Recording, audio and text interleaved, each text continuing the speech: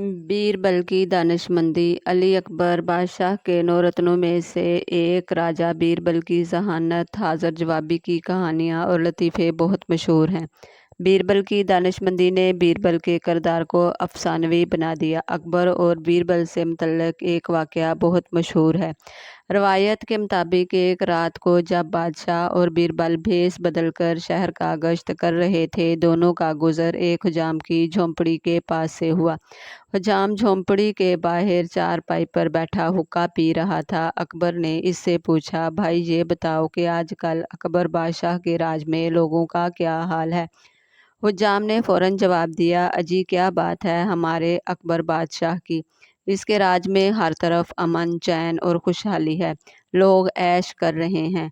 हर दिन ईद और हर रात दिवाली है। अकबर और बीरबल हुज्जाम की बातें सुनकर आगे बढ़ गए।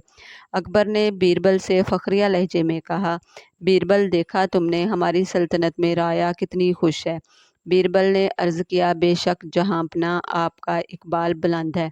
चंद रोज़ बाद फिर एक रात दोनों का गुज़र इसी मकाम से हुआ। अकबर ने हुज्जाम से पूछ लिया, कैसे हो भाई। हुज्जाम ने छूटते ही कहा, अजी हाल क्या पूछते हो, हर तरफ तबाही बर्बादी है। इस अकबर बादशाह की हुकूमत में हर आदमी दुखी है।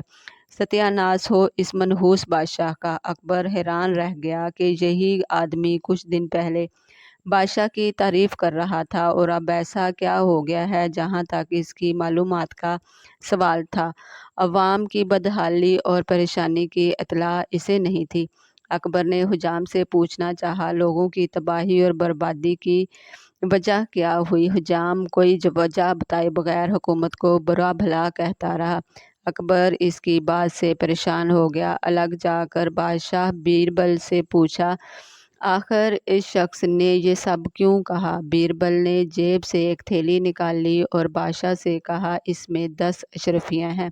दरअसल मैंने 2 दिन पहले इसकी झोंपड़ी से चोरी करवा ली थी। जब तक इसकी झोंपड़ी में माल था, इसे बादशाह की हुकूमत में सब अच्छा लग रहा था और अपनी तरह वो सबको खुशहाल और सुखी समझ रहा था।